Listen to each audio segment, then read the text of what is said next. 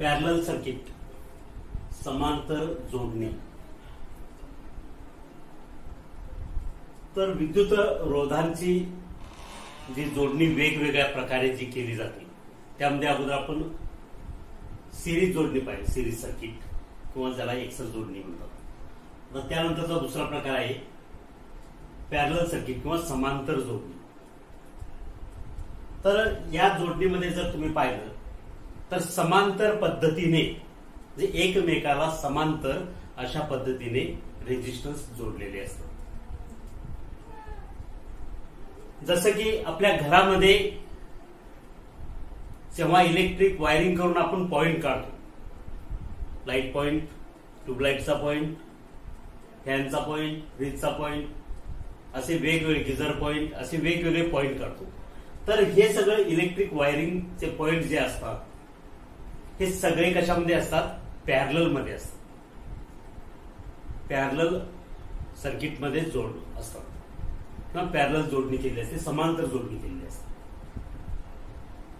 तर या ठिकाणी जर तुम्ही आकृतीमध्ये पाहिलं तर R1, R2 आणि R3 हे तीन जे रेजिस्टन्स आहेत हे तीन पॅरलल मध्ये जोडले किंवा समांतर जोडले सप्लाय. आता यांना पॅरलल किंवा समांतर का म्हटलेलं आहे पहा. तर या ठिकाणी हा R1 रेजिस्टन्स पहिलं टोक, दुसरं टोक, R2 चं पहिलं टोक, दुसरं टोक, R3 चं पहिलं टोक आणि दुसरं टोक.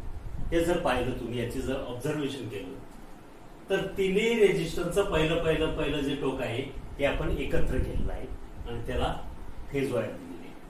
आणि तिन्ही रेजिस्टन्सचं दुसरं जे टोक आहे ते एकत्र केलेलं आहे आणि त्याला न्यूट्रल दिले. म्हणजे फेज आणि न्यूट्रल किंवा जो सप्लाय आहे याला पॅरलल मध्ये हे सगळे रेजिस्टन्स आहेत. आलं लक्षात? सिरीज मध्ये असं होतं का? नाही. सिरीज मध्ये काय होतं? साखळी पद्धतीची जोडणी होती. पहिल्या रेजिस्टन्सचं दुसरं टोक दुसऱ्याच्या पहिल्याला, दुसऱ्याचं दुसरं, तिसऱ्याच्या पहिल्याला, तिसऱ्याचं दुसरं, चौथ्याच्या पहिल्याला, असं पूर्ण साखळी पद्धतीने असं ते एकमेकाला जोडलं गेलं होतं. इथं मात्र तसं नाही. इथं समांतर आहे.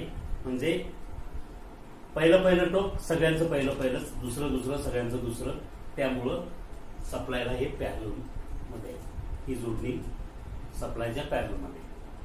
आणि तिथं सिरीज मध्ये कसं होतं? सगळी जोडणी झाल्यानंतर सिरीजची त्याला सप्लाय आपण देत होतो.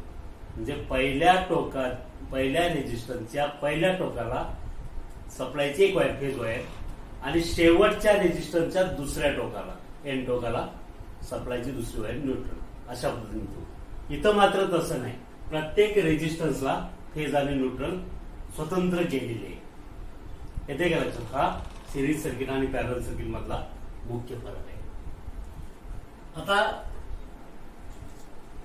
या ठिकाणी हे जे तीन रेजिस्टन्स आहेत की ज्याला आपण R1, R2 आणि R3 असं नाव दिलेलं आहे, हे तीन रेजिस्टन्स पॅरलल मध्ये किंवा समांतर जोडलेले. आता या सर्किटचे गुणधर्म पाहूया.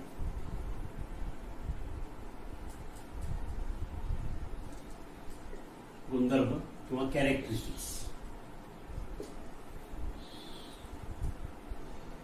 या ठिकाणी पहिला जो गुणधर्म आहे विद्युत प्रवाह.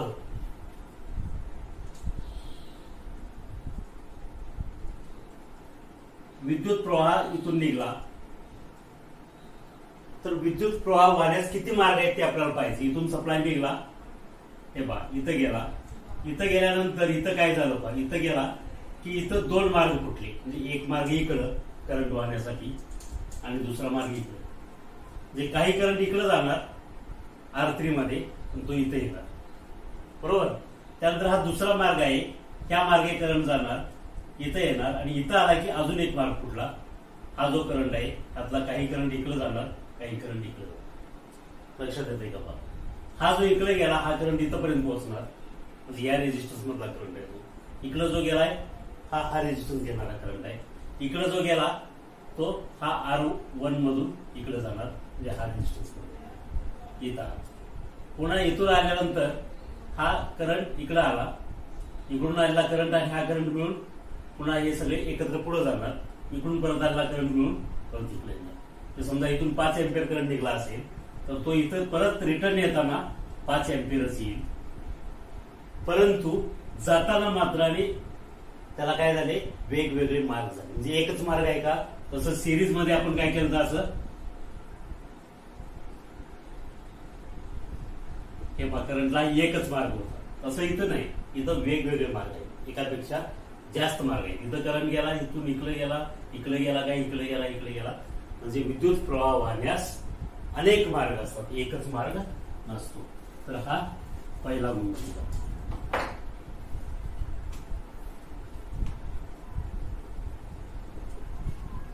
पॅरलल सर्किट मध्ये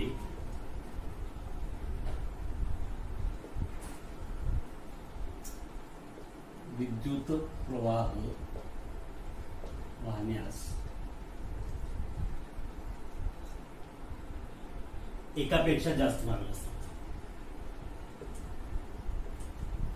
एकापेक्षा जास्त किंवा अनेक मार्ग असतात.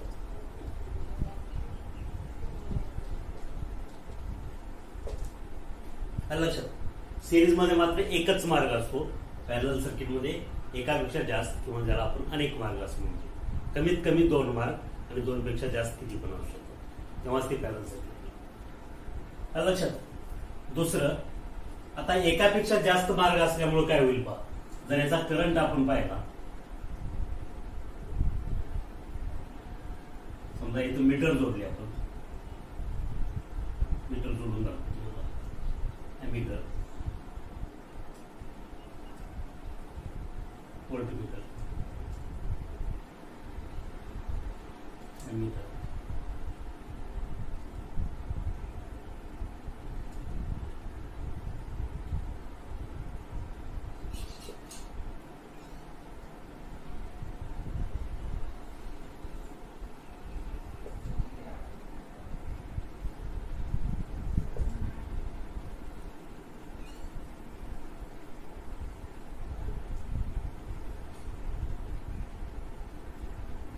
आता काय केले पाहू, इथे एक अॅमीटर जोडलं, हा सप्लायचा करंट किती आहे ते दाखवलं.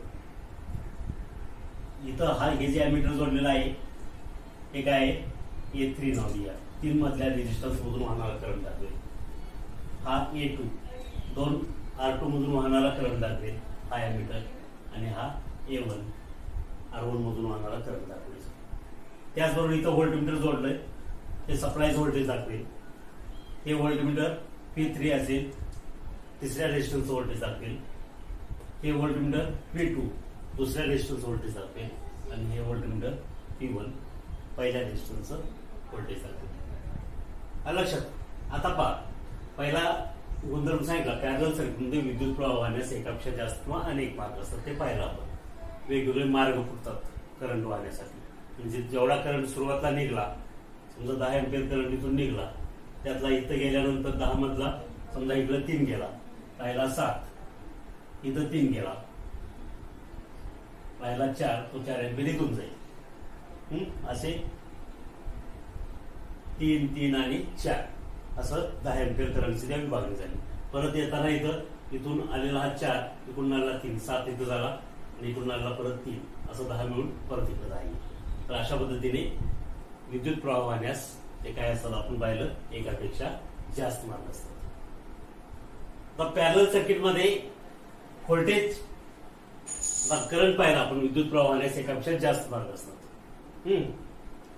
त्यानंतर जो करंट आहे एकापेक्षा जास्त मार्ग असल्यामुळं एकच सिरीज मध्ये कसा होता, एकच मार्ग होता, त्यामुळे सगळ्या रेजिस्टन्स मधून करंट सारखाच वाहत होता. तर याच्यामध्ये काय होतं पहा, याच्यामध्ये करंट सारखा वाहत होता सगळ्या रेजिस्टन्स मध्ये, तर नाही. पॅरलल सर्किट मध्ये विद्युत प्रवाह हा विभागला जातो.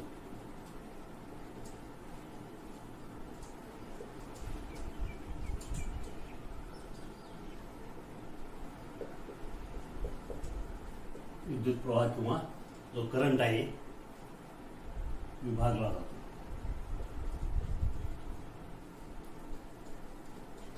मी तुम्हाला इथं उदाहरण देतो. इथून समजा 10 अँपिअर करंट निघला, तर 10 मधला इथून 3 गेला, इथून 3 गेला, आणि इथून 4 गेला, असा एकूण 10 झाला. म्हणजेच काय होईल, I बरोबर I1 अधिक I2 अधिक I3 आहे की नाही. हा एकूण करंट I इथून किती झाला आहे 10, हा 10 दाखवणार. परंतु या 3 रेजिस्टन्स मधून जो काही करंट वाहणार आहे तो मिळून तो एकूण करंट होणार. म्हणजे A1 म्हणजे I1 झाला, हा A2 म्हणजे I2 आणि A3 म्हणजे I3. त्या तिन्हींची जेव्हा बेरीज आपण करू तेव्हा एकूण करंट. म्हणजे पॅरलल सर्किट मध्ये विद्युत प्रवाह जो आहे एकूण विद्युत प्रवाह सर्किटचा हा विभागला जातो आणि सगळ्या रेजिस्टन्सचा करंट मिळून एकूण करंट येतो. पहिल्या रेजिस्टन्सचा करंट अधिक दुसऱ्या रेजिस्टन्सचा करंट अधिक तिसऱ्या रेजिस्टन्सचा करंट, या 3 रेजिस्टन्स मधून वाहणारा जो वेगवेगळा करंट आहे यांची बेरीज केली तो एकूण येतो. म्हणजे वाहत असताना तो विभागून जातो वेगवेगळे मार्ग असल्यामुळे. तिसरा नियम आहे पॅरलल सर्किट मध्ये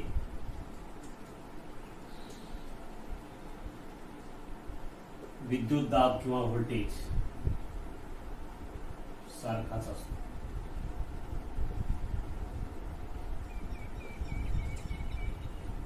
इथं व्होल्टमीटर मी जोडलेला आहे सप्लायच्या समांतर पॅरलल मध्ये. त्यानंतर इथं जोडलेला आहे.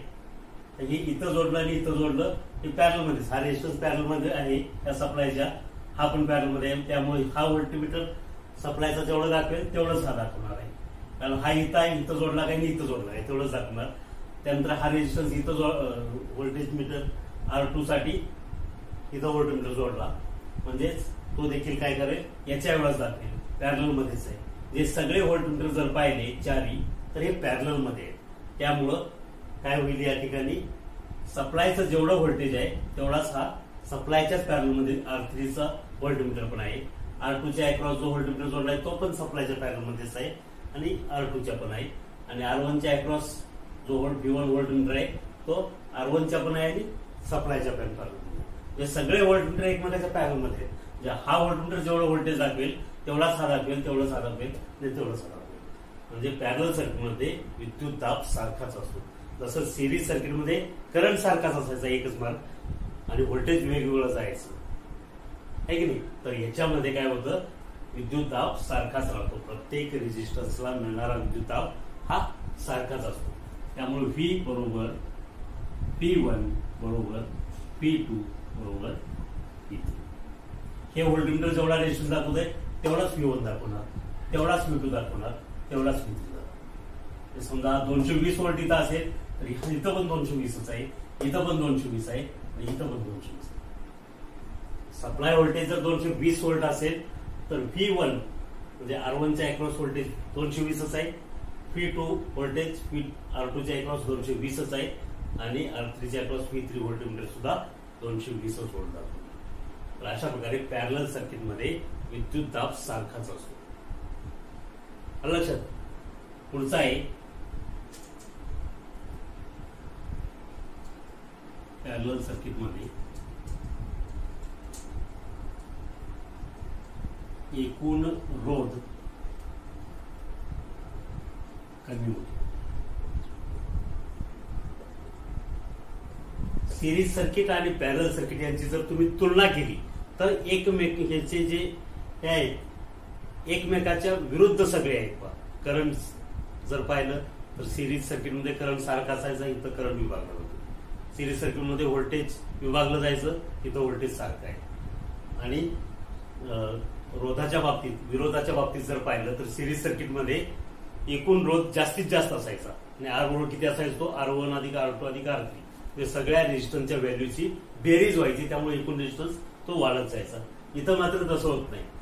एकूण पॅरलल सर्किटमध्ये एकूण रोध जो आहे हा कमीत कमी असतो. समजा एक रेजिस्टन्स जर जोडला नंतर दुसरा रेजिस्टन्स त्याच्या पॅरलल मध्ये जोडला तर पहिला जेवढा रेजिस्टन्स होता व्हॅल्युएशन नुसार त्याच्या एकूण रेजिस्टन्स त्याच्यापेक्षा दुसरा पॅरलल मध्ये जोडला की एकूण रेजिस्टन्स कमी होतो, तिसरा जोडला की अजून कमी होतो. हे असं का होतं? कारण पॅरलल सर्किटमध्ये एकूण resistance 1/R is equal to 1/R1 plus 1/R2 plus 1/R3 या सूत्रानुसार आलं लक्षात. आणि 1/R जी व्हॅल्युएशन येईल ते उलट करायचं म्हणजे R/1 तसं आलेलं उत्तर सुद्धा छेदस्थानाचं जे अंशस्थानी आणि अंशस्थानाचं छेदस्थानी, तर अशा पद्धतीने हा एकूण रेजिस्टन्स कमी होतो. तर अशा प्रकारे हे पॅरलल सर्किटचे काय झाले, गुणधर्म झाले. आलं लक्षात. तर सिरीज सर्किटचे आपण गुणधर्म पाहिले, त्याच्यावरून जर न्यूमेरिकल प्रॉब्लेम्स किंवा उदाहरणं जर गणितीय स्वरूपात आली तर कशी सोडवायची पाहिली. आता पॅरलल सर्किटमध्ये देखील हे गुणधर्म तुम्ही लक्षात ठेवले, याच्यावरची उदाहरणं तुम्हाला सोडवता येईल. तर आपण एक उदाहरण पाहूया. हे लिहून घ्या सगळ्यांनी.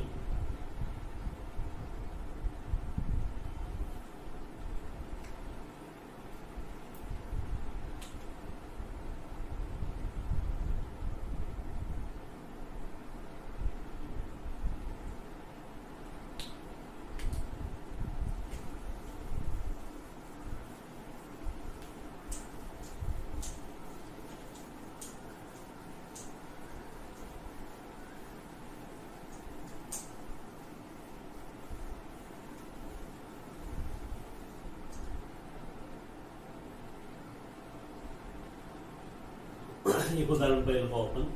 5 ओहम, 10 ओहम आणि 15 ओहम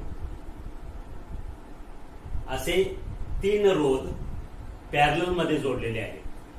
तर एकूण रोध किती असेल? R1 5 ओहम, R2 10 ओहम आणि R3 15 ओहम. हे 3 रेजिस्टन्स काय केले, पॅरलल मध्ये जोडलेले.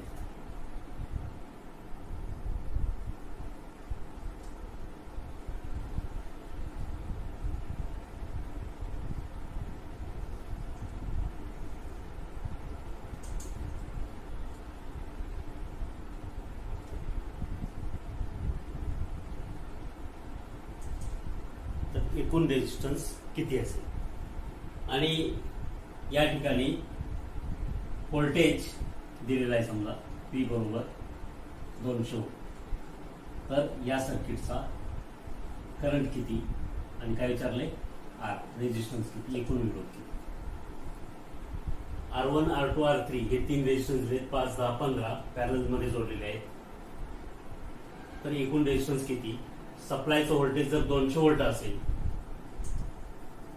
तर एकूण करंट किती, म्हणजे काय विचारलंय, एकूण रेजिस्टन्स आणि एकूण करंट किती आहे विचार.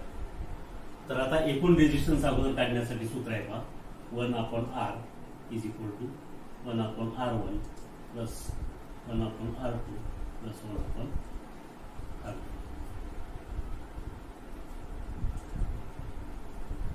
5 R2 किती आहे, 10 आणि R3 15. लक्षात. तिरकस गुणाकार पद्धतीने केलं तरी चालेल किंवा घसाळ पद्धतीने केलं तरी चालेल.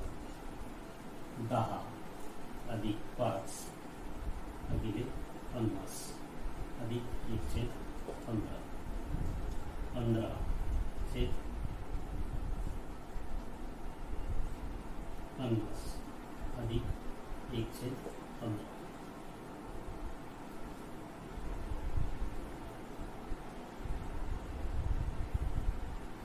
बरोबर 225 अधिक 50 भागिले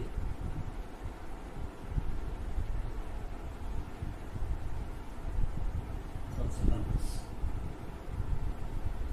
बरोबर 275 भागिले 750. हे काय झालं आता, 1/R बरोबर किती आलं, 275 भागिले 750 बरोबर. आता R करायचं म्हणजे R/1 बरोबर. जे छेदस्थानी ते अंशस्थानी, अंशस्थानचं छेदस्थानी म्हणजे 750 भागिले 275 म्हणजे R बरोबर किती, हा तुम्ही भागाकार करा.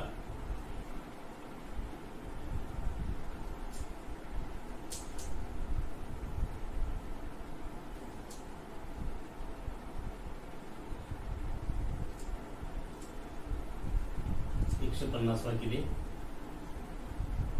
55, 5 ने परत 5 जाईल किंवा 11 ने जाईल, 11 5 55, 11 1 11,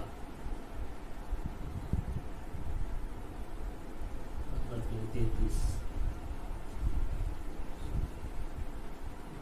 66, 33.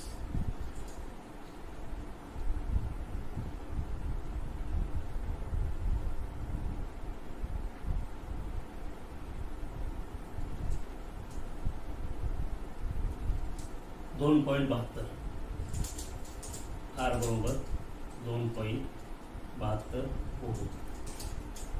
तर या ठिकाणी पाहिजे 3 रेजिस्टन्स 5 ओम, 10 ओम आणि 15 ओम हे 3 रेजिस्टन्स पॅरलल मध्ये आपण जोडलेले आणि हे 3 रेजिस्टन्स पॅरलल मध्ये जोडल्यानंतर एकूण रेजिस्टन्स किती आला 2.72 ओम. जे आपला नियम आहे पॅरलल सर्किट मध्ये एकूण विरोध हा कमीत कमी असतो आणि तो एवढा कमी असतो की सर्किट मध्ये जोडलेला जो कमीत कमी व्हॅल्यूचा रेजिस्टन्स असेल त्याच्यापेक्षाही कमी असतो.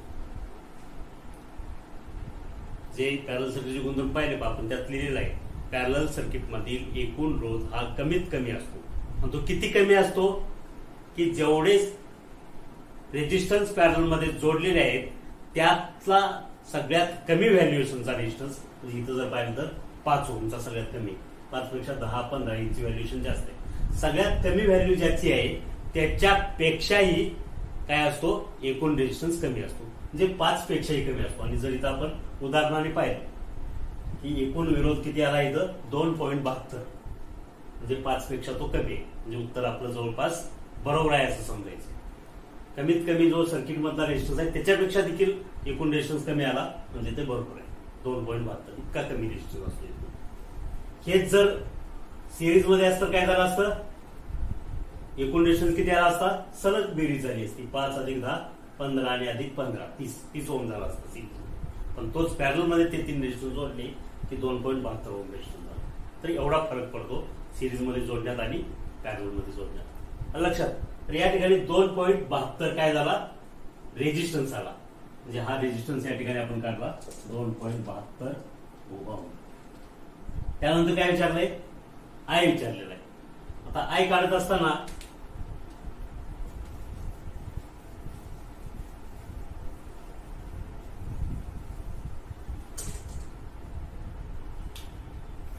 ओमच्या नियमानुसार सूत्र आय बरोबर पी भागिले आर.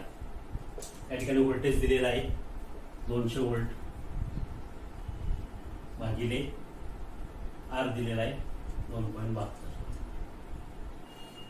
लक्षात तर हा 200 भागिले 2.72 भागाकार करायचा जे काही येईल तो काय होईल करंट.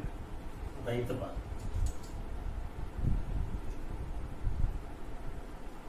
200 दशांश स्थळ काढून टाकण्यासाठी 2 शून्य वाढवले भागिले 272 2 ने भाग जाईल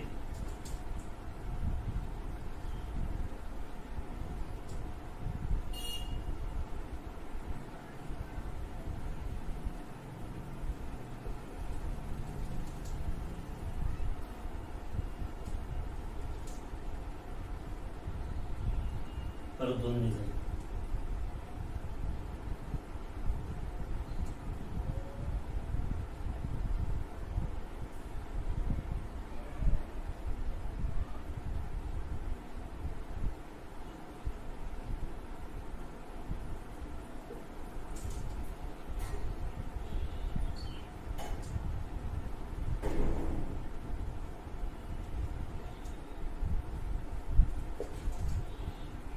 झालं 5000 भागिले 68. अजून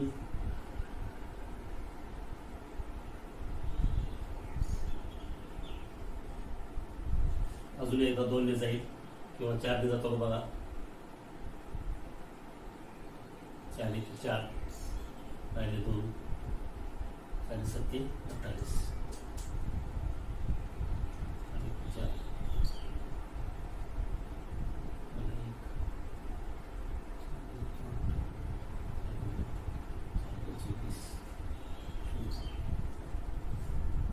1250 भागिले 17, तर 17 ने डायरेक्ट भाग करायचा.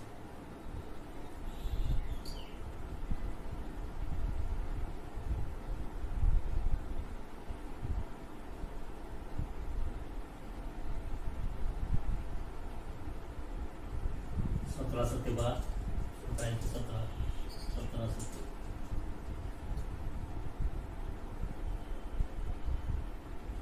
119, 119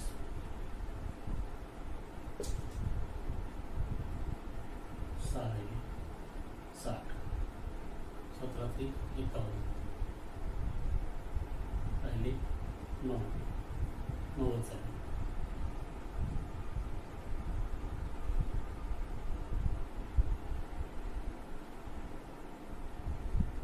सतरा 5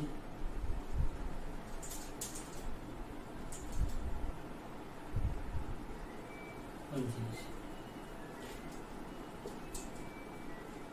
73.5.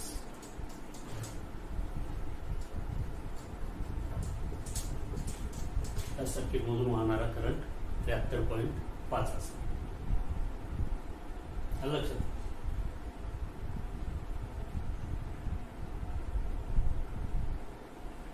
तर अशा पद्धतीने पॅरलल सर्किटचं रेजिस्टन्स, एकूण रेजिस्टन्स आपण काढला आणि एकूण करंट काढला. लक्षात. आता काही वेळेस काय होईल की तुम्हाला करंट दिलेला असेल आणि प्रत्येक रेजिस्टन्स मधून वाहणारा करंट किती ते विचार.